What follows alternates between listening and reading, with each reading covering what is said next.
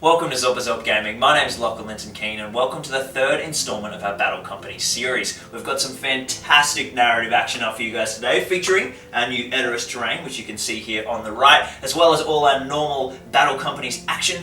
And to start us off, I thought I'd take us a little bit more in depth with my company. You guys have seen the progress over the last two installments. They've played 8 games now, but there's been a lot of requests to kind of get to know the company in a bit more intimate detail and find out all the cool little special rules and skills that they've learned. So first off, we're going to start with getting to know Grimbold and his wonderful marauders. So the company's 416 points in total at the moment and sporting 9 members, 6 of those members being heroes. Yes, that's right, ladies and gentlemen, 6 heroes. I've got my 3 founding members, my lieutenant, my 2 sergeants, and then 3 additional heroes who have leveled up. Helm rolled a 6 to be promoted, making of a hero, and the other 2, Hussafel and Brago, picked it up through relic scenarios, I think, off the top of my memory. So let's start with our intrepid leader, Grimbold. He's just a warrior of Rohan, but he's been increased to defense 6, and of course with his shield and also heavy armor that takes him up to defense 7, which is pretty fantastic. He's picked up an extra fate point, no extra might, so he's still on the 1 might, but he does have 3 will and the ability to cast command on a 5+, which is a wonderful magical power I'm pretty excited to get away with.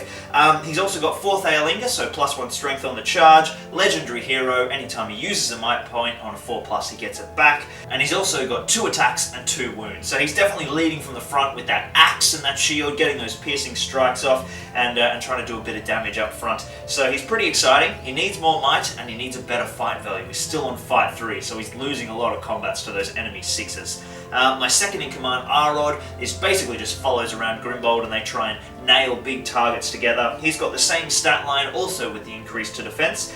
He's got 1 might, 1 will and 2 fate, another hero with 2 fate, which is really awesome. I've been pretty lucky with my valor rolls, which have been fantastic. He's also got 4th Aelingus, +1 strength on the charge, 3 heroic combats every turn with heroic presence, and he's got parry, which is key because he can force enemy opponents to re-roll their dual roll. So that helps kind of balance out the bad fight values of Arod and Grimbold. If they stick together, Arod can use parry to try and help win those fights, which has been pretty effective, but again, we need more fight value and we need more might. My second sergeant is Harloff. He's a total sniping pro, does so much damage for me up front early game and just wins me so many games. He's fantastic. He's still got that base stat line, still with 1 wound and 1 will, 1 might and 1 fate, but he does have a 3+ shoot value. He's got expert shot, he's shooting twice, steady aim, he can move and shoot without a penalty, and lethal aim, which is a free point of might to use on the hit, wound, or in the way roll. So shooting twice with an elf bow on a 3+ with a free point of might every turn, he's fantastic. My second shooting hero is Hussafel, nowhere near as good, but still pretty fantastic. He's just got the basic stat line and only 1 point of fate, because he got that off a promotion. But he's got pinpoint shot, re-rolling 1s on the wounding. He's got Master Archer, which is a free heroic accuracy or free heroic shoot every turn, which sort of didn't sound that good, but has actually been really useful. And he's got steady aim as well, which is great, just like Harloff, because they're both on horses now, so they can move 5 inches and shoot without penalty. Absolutely fantastic. And he's got deadly accuracy, which is re-rolling in the way roll. So they're turning into quite a fantastic little fire base. My first warrior is Aethane. Now he was just a normal warrior from the starting company, but he's been promoted now to a rider of Rohan, which means he has a bow, which is so fantastic. So he fills out the rest of the shooting kind of cadre. I did a nice little conversion for him, something pretty simple, but to kind of remind myself that even though he's a rider and he did start with a throwing spear, that he now has a bow, I just threw his spear on his back and I'm pretty happy with that. It's a nice little look. Some people like it, some people hate it, but I think it's pretty cool. The next promoted hero is Brago, and he's again really shaping up to be a combat monster. 2 attacks, 2 wounds. He's picked himself up a point of might and he's got a point of fate. He does have an arm wound though at the moment, which is frustrating, which means he's only defense 4 because he can't wield a shield. But he's certainly someone I'm hoping to promote in the future to kind of really cement that combat kind of core of the mounted cadre. And while we're speaking about combat, we better speak about Helm, the final hero, who is a son of Earl and just an absolute beast off the bat, of course. Strength 4, fight 4, defense 6 with the armored horse, 2 attacks base, and that's before he's even had any promotions. So far he's just got that point of fate because he's quite recently promoted, but I'm really excited to see where I can take a son of Earl hero. That's pretty awesome. And I'm hoping fight value, get up to fight 5 in a battle company. That's going to really help me nut out those enemy heroes, so that should be quite good. My last two warriors are the Royal Guard, Harmer and Thengel. They both got promoted from warriors, and they're just fantastic. They're nicely armoured with that defense 6, and of course they're bringing fight 4 to the table, which kind of helps to balance out that serious lacking in all Rohan companies. So they're only strength 3, of course, and they don't have access to 4th Aelingus until they become a hero in battle companies. So hopefully that they can use their fight 4 to combine with the other higher strength elements of the company and really do some damage. So all the new additions to the company this time I've based to kind of suit our beautiful grassy plains Rohan prairie look. So they've got quite a nice basing style with some grass tufts, and I've also decided to carry on the shield pattern of the half green and half red, not just on my Royal Guard and my Son of Earl, but I've taken that across the whole company now. And I think it just gives them something, a little bit different. The old half and half look's always been something that I'm quite fond of, so I think it's come off pretty nicely.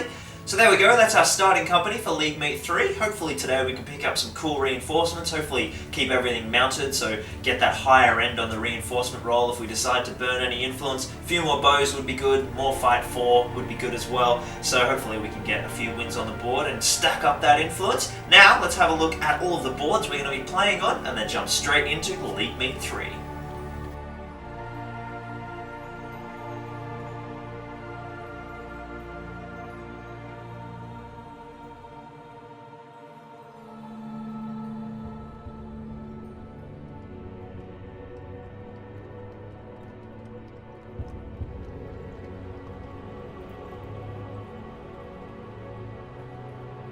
Alright, so first up for me, I've got my narrative scenario against Ori and his wonderful little Gundabad horde and an ogre, which I am terrified of.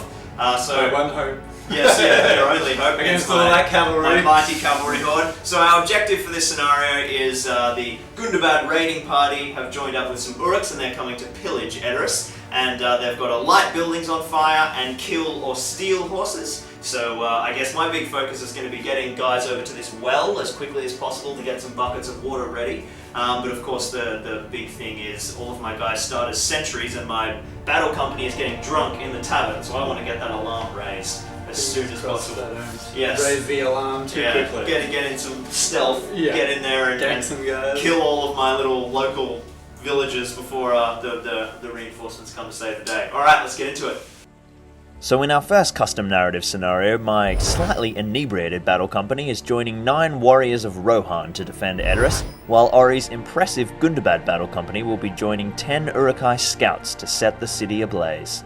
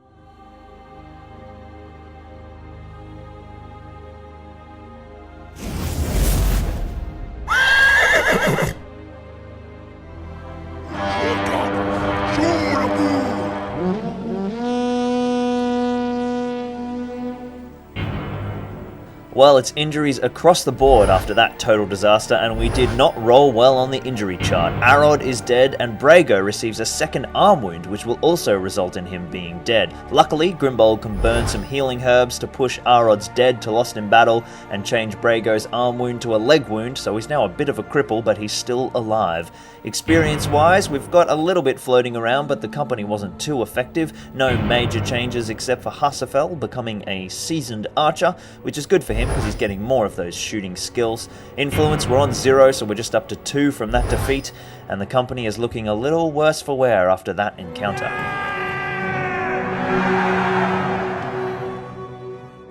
Okay, so Edoras has burnt to the ground, and the raiding party has made off with many horse corpses and much loot. Victory to the Uruks and their Gundobad companions. I think the big turning point for me was rolling terribly and not killing anything in combat. Losing all your horses? Yes, my horses disappeared very quickly. Not just our objective horses, but my cavalry. My guys were off their horses very, very quickly. They were a big worry for me.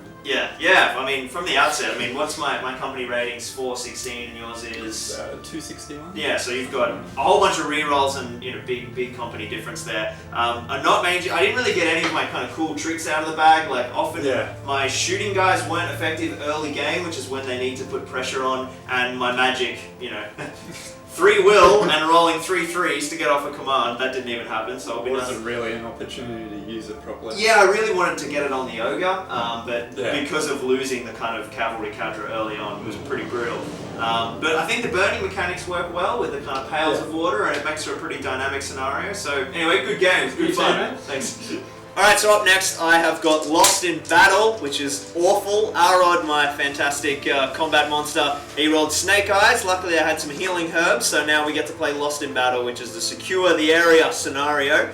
So little Arod is going to be sitting here in the middle of this camp, and we all come in from the sides to try and claim him. At random points? Yes, it's going to be pretty random, tactically, we're trying to regroup the cavalry, and obviously, you've got 12 guys in your company. 12 guys, yeah. So I think it's really going to have to come down to, hopefully I roll so everyone's kind of together. Yeah, that's the tricky thing. If I'm spread out with cavalry, I won't have I'll be able to pick you off. I've got priority, which is actually bad in this instant because it means my guys come down first, and then Dan will get to kind of position around where my cavalry are. Yeah, get a chance to react. I think one thing that's going to be tricky is because you've got the 12 dudes and I've got 9 to score this to win, and I have to win or I lose Arod. I have to outnumber you by 2 to 1 in the center of the board. So I think late game that might be a real issue for me. So I just got to make sure I don't take any early losses and survive. Yeah, pretty much. Cool.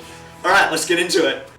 So just the 8 models in my company, while Arod sits in the center of the board being tortured by Dan's plucky Gondor battle company. It's pretty early days for Dan's company, but he does have a little bit of fight for there with the Rangers and his Guardian of the Fountain Court, so definitely some stuff to watch out for.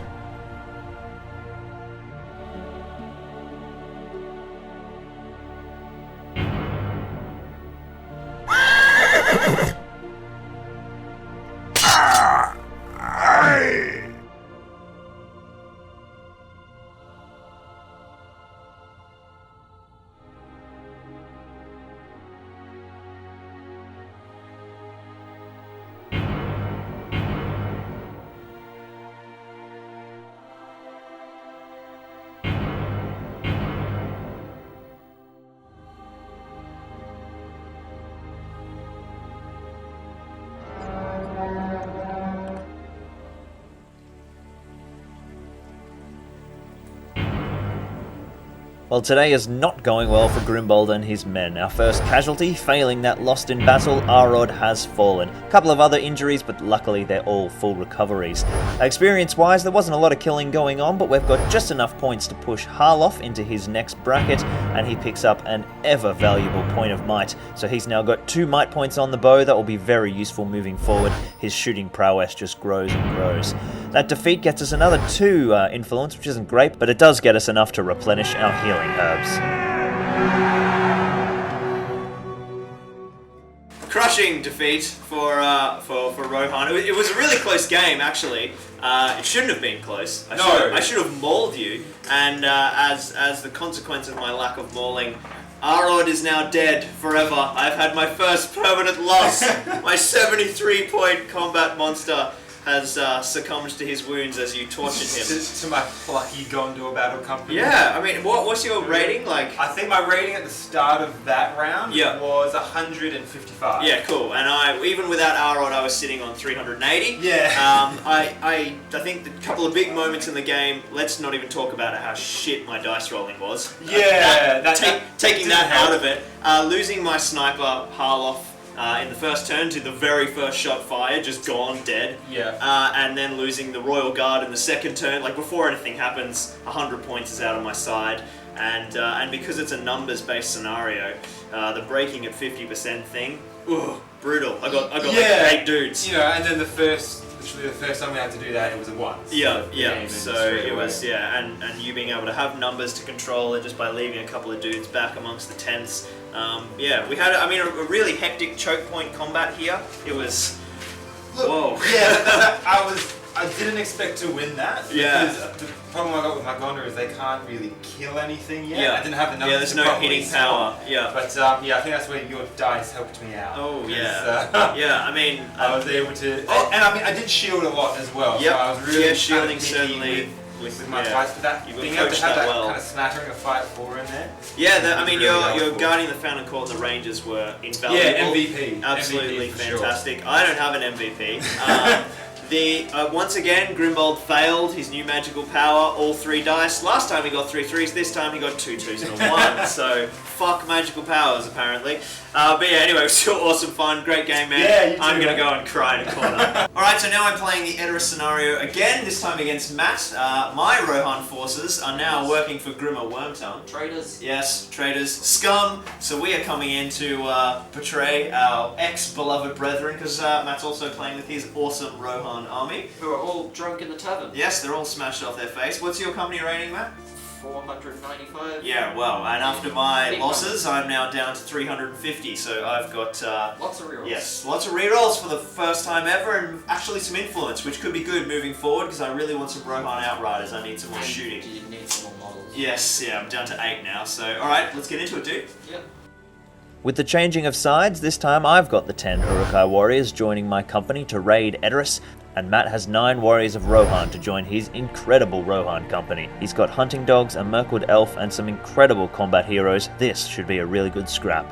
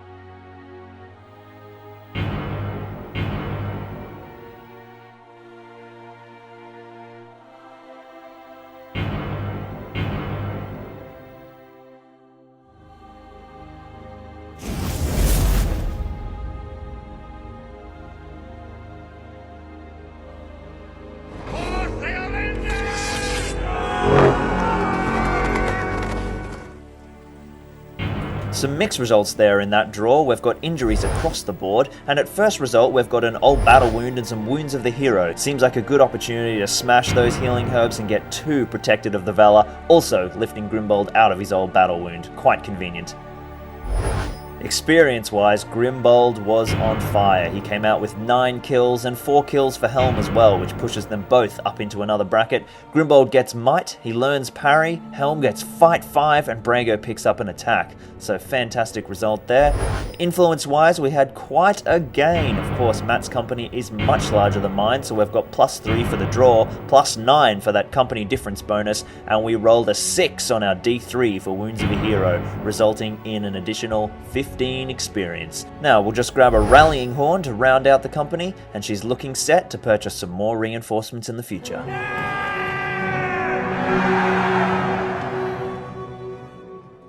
Alright, so a draw this time. Finally not a loss for today, which is exciting. It was pretty fun actually. My sneaky guys snuck all the way in, my cavalry got all the way up, and we didn't raise the alarm until everyone was ready, and we lit every building on fire at the same time, and the whole city burned to the ground. And then they all died. Yes, and then we couldn't get out. What? Yes, I got one guy who fled through a failed courage check, but the rest of them slowly got minced. But we took a lot of guys down. Grimbold got like 9 kills as he fought to the last. Grimbold Wormtongue's raiding party did not flee the scene, but they did sow some carnage. Who was your kind of big player?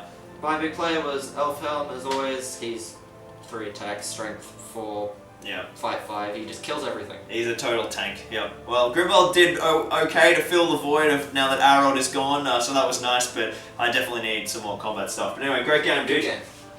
Wow, that was a pretty rough day for Grimbold's Marauders. We had our first real loss. Arod, one of our beloved OG lieutenants, has fallen. He fought valiantly, and then we tried to rescue him, but he was tortured and mutilated by some ruthless Gondorians, and he succumbed to his wounds, which was heartbreaking. And a real shame for the company, because he was a combat monster. And, you know, overall, for the league meet, we had 2 losses and a draw, so it was definitely a pretty dark day for us. But, you know, it's not completely bleak. We've got stacks of influence saved up, so I think what we'll do is we'll use our new rallying horn, and we'll wait for maybe 1 or 2 more games, and then we'll burn a whole bunch of that influence at once to get some really high-quality units. You know, spend the 3 and then plus the rallying horn, and burn what we need to get onto that second table. Get some more Rohan Outriders to get that 3+ shoot value. Get some more Sons of Earl just for their incredible combat prowess. I think we really need to flesh out the fire base. We've got 3 bows, but as you can see in this game, if a few of them go down early, it's really ineffective, particularly the second game where Arod died. Harloff was out first turn, and he's like the sniper, so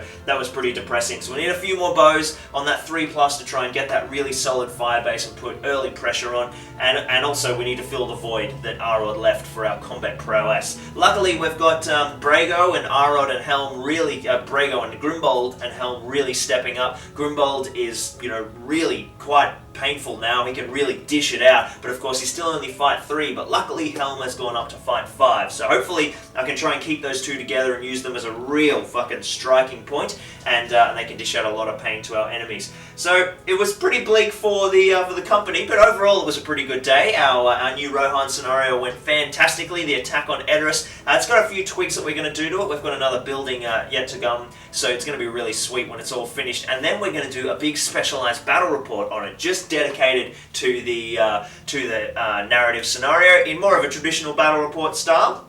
Which should be a really great way of showcasing off the board a bit more as well, and the custom scenario, which you guys can take, and we'll provide all the rules for that, so you guys can try that one at home. We're going to be joined by my wonderful brethren Jackson and his Uruks, so we're going to have some Rohan versus Uruks. It's going to be incredibly themey, and it's going to be really fantastic, so stay tuned for that one. We're already making preparations for our next custom scenario for League Meet 4, so stay tuned for part 4.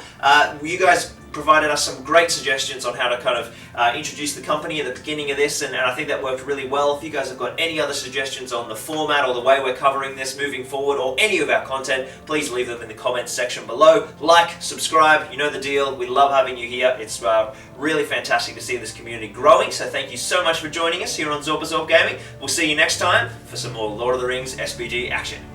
Okay, cool. Let me think. What did just happen? Jesus. I just got to make sure I don't take any early losses and, survive. Yeah, pretty much. Cool. Alright, let's get into it. I fucking love it.